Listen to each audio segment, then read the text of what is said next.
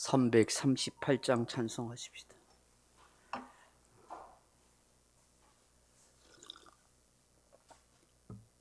찬송가 338장입니다.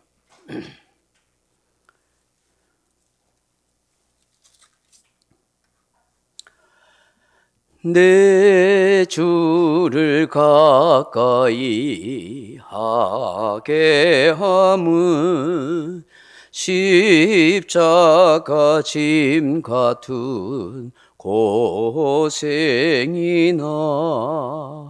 내 일생 소원은 늘 찬송하면서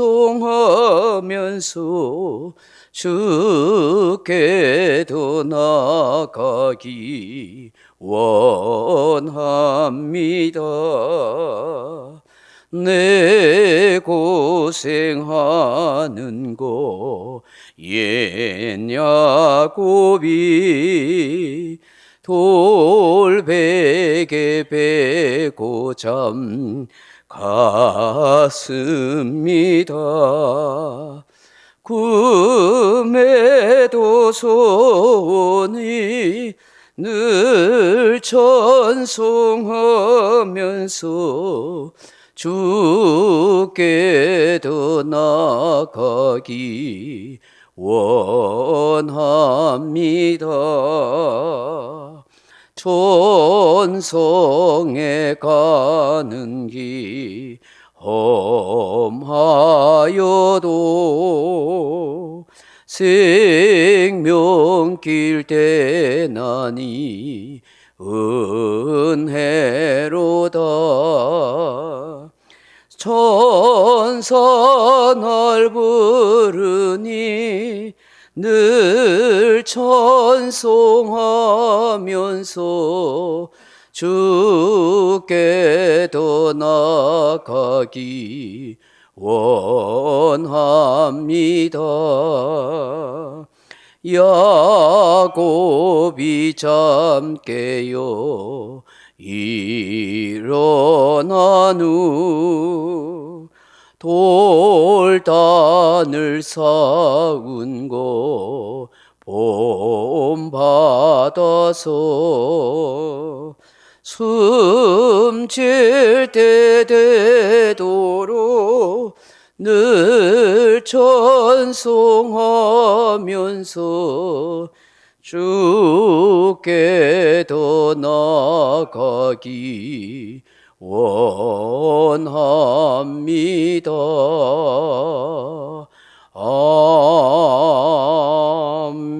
아멘. 하나님 말씀 사도행전 9장 17절로 21절 말씀까지 같이 읽겠습니다. 사도행전 9장 17절에서 21절 말씀입니다. 아나니아가 떠나 그 집에 들어가서 그에게 안수하여 이르되 형제 사울아, 주 곧 내가 오는 길에서 나타나셨던 예수께서 나를 보내어 너로 다시 보게 하시고 성령으로 충만하게 하신다 하니 즉시 사울의 눈에서 비늘 같은 것이 벗어져 다시 보게 된지라. 일어나 세례를 받고 음식을 먹음에 강건하여 지니라. 사울이 다메섹에 있는 제자들과 함께 며칠 있을 때새 즉시로 각 회당에서 예수가 하나님의 아들이심을 전파하니 듣는 사람이 다 놀라 말하되 이 사람이 예루살렘에서 이 이름을 부르는 사람을 멸하려던 자가 아니냐. 여기 온 것도 그들을 결박하여 대제사장들에게 끌어가고자 함이 아니냐 하더라. 아멘. 18절에 보면 즉시 사울의 눈에서, 또 20절에도 보면 즉시로 각 회당에서 예수가 하나님의 아들이심을 전파하니, 오늘 이 새벽에 즉시로 하는 이 제목을 함께 말씀을 생각하고 묵상해 보려고 합니다. 사랑하는 성도 여러분, 하나님의 역사는 극적일 때가 많습니다. 전혀 예수 믿지 않을 것 같은 사람이 어느 순간에 깨어져 예수님을 믿을 정도가 아니라 엄청난 헌신자가 되고 사역자가 되기도 합니다. 그렇게 모질게 핍박하고 사람 구실 못할 것 같은 사람도 한순간에 순한 양이 되고 누구보다도 앞장서서 복음 전도사의 삶을 사는 것을 기독교 역사를 통해서 많이 봅니다. 어느 마을에 술에 만취한 중년 남자가 고래고래 소리를 치고 있었습니다. 스코틀랜드로 출발할 열차를 타기 위해서 그의 아내와 아들을 뒤따라오며 어시대고 소리 지르며 그렇게 걷고 있었습니다. 다들 인상을 쓰면서 피하려 했습니다. 술에 취해 소리 지르는 그 사람을 누구보다도 좋아할 사람은 아무도 없었습니다. 무례한 그 사람은 다들 회피하고 같이 있으려 하지 않았습니다. 그때 같이 탄 그 열차의 한편 복도에 어느 한 사람이 있었는데, 이 사람은 신실한 크리스찬이자 금주 운동가로 활동하는 사람이었습니다. 다들 피해 있을 때 이 사람은 불쌍히 여기서 그 남자에게 가까이 가서 조용히 잠이라도 들기를 바라면서 찬송을 계속 불러주었습니다. 근데 놀랍게도 그렇게 술에 취해 소리 지르는 이 남자는 이내 골아 떨어졌습니다. 그렇게 몇 시간을 잔 후에 술에서 깨어난 이 남자가 느닷없이 이 신실한 크리스찬 금주 운동가에 가서 손을 잡고는 고맙다는 인사를 연신하였던 것입니다. 사실 이해할 수 없는 장면이었죠. 그렇게 헤어진 후 15년이 지난 다음에 이 신실한 크리스찬 금주 운동가가 다시 스코틀랜드 지방을 순회하게 되었고, 어느 지방에서 집회를 끝냈을 때 누군가가 찾아왔습니다. 한 부부가 찾아온 것입니다. 그러면서 이 크리스찬 금주 운동가에게 저를 기억하시겠어요? 그렇게 묻는 겁니다. 누구시죠? 제가 15년 전 그때 열차에서 술에 취해서 고래고래 소리치던 사람이었는데 저를 위해서 찬송을 불러주셨잖아요 하고 묻던 거예요. 네, 기억납니다. 기억나고 말고요 하고 이야기를 했습니다. 그때 이 남자가 이런 얘기를 합니다. 제가 비록 술에 취하고 있었지만 당신이 불러줬던 그 찬송가가 잊을 수가 없다는 거예요. 술에 취는 저의 마음에 신금을 울려줬다. 그때 제가 술에 취해 있었지만 새 삶을 살기로 마음에 결심을 했습니다. 그렇게 이야기하면서 그날 술에서 깨어난 뒤에 그 금주 운동가의 손을 잡고서 고맙다고 인사했던 이유가 바로 그거였다는 거예요. 그때부터 이 사람이 신앙인이 되었습니다. 얼마나 믿음 생활을 열심히 했는지 모릅니다. 나중에는 이 사람의 아들이 목사가 되었고 신학을 공부하게 됐는데, 이 사람의 아들이 영국이 낳은 신실하고 훌륭한 목회자이자 신학자인 조셉 페커라는 목사님.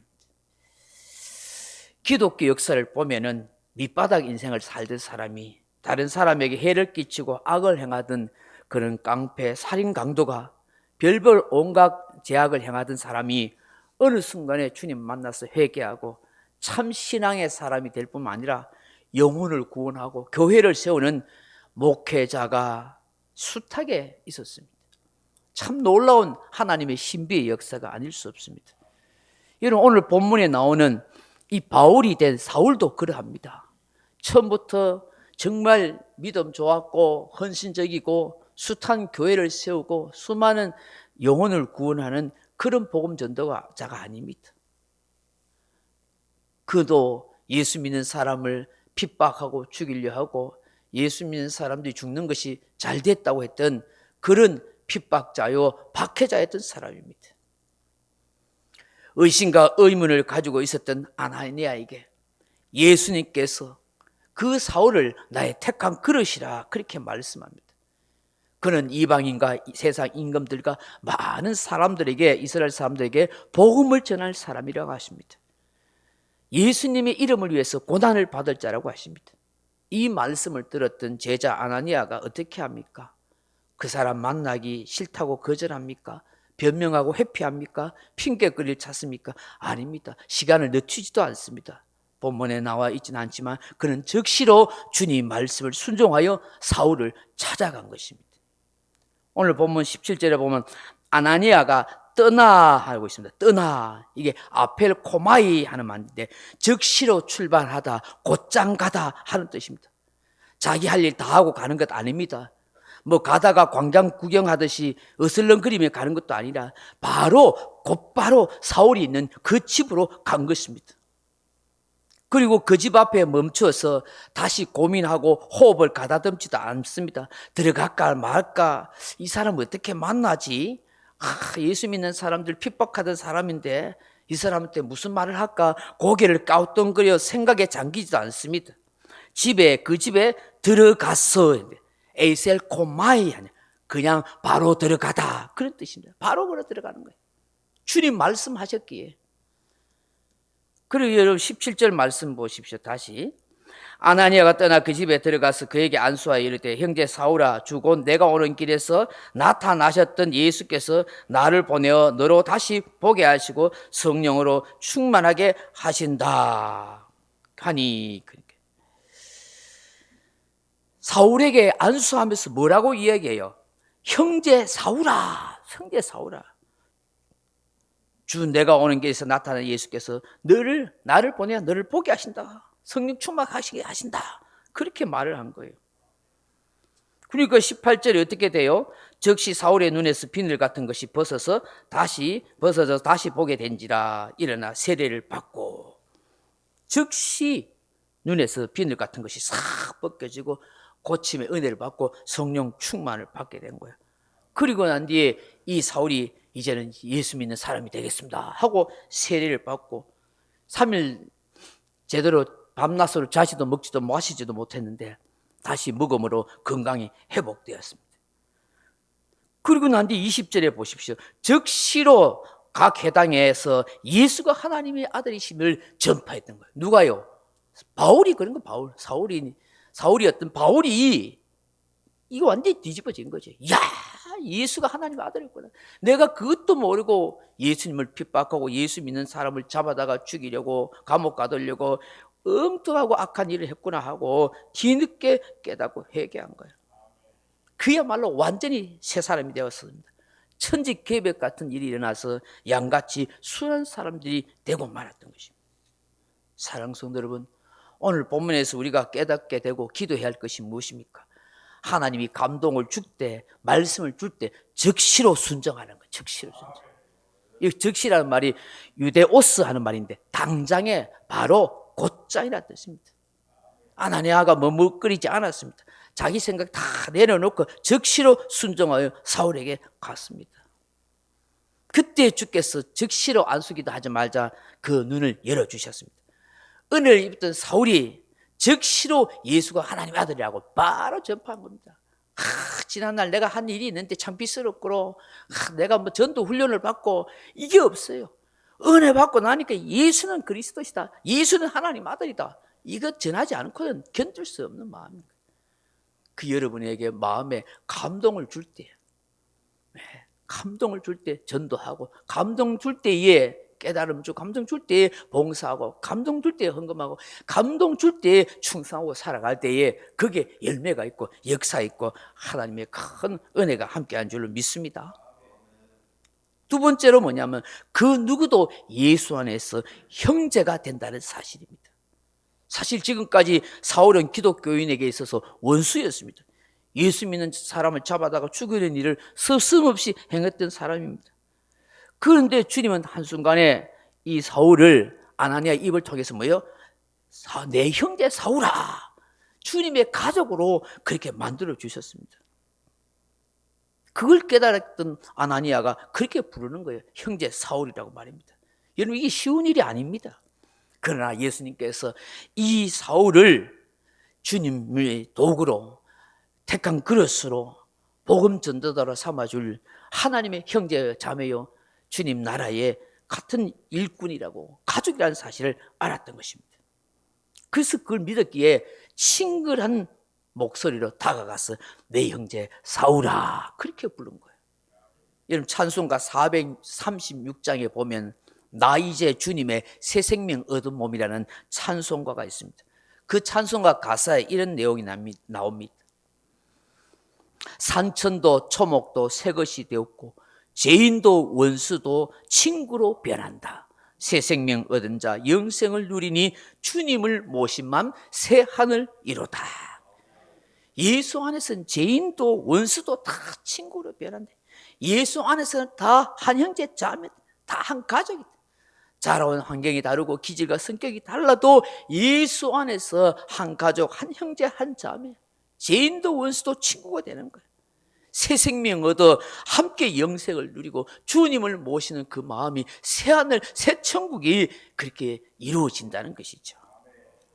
오늘 이 새벽에 주시는 말씀을 묵상하면서 이렇게 기도합시다. 주님, 예수 안에서 내 자신이 변화되고 새로워지게 도와주옵소서. 주님, 예수 안에서 모두가 한 신앙의 가족, 믿음의 형제 자매로 서로 위하고 사랑하게 하옵소서. 주님, 제 마음에 감동을 주시옵고 항상 즉시로 순종하며 살게 하옵소서. 그렇게 기도하는 저와 여러분 되길 주님의 이름으로 축원합니다. 각자 기도하시다 돌아가시기 바랍니다.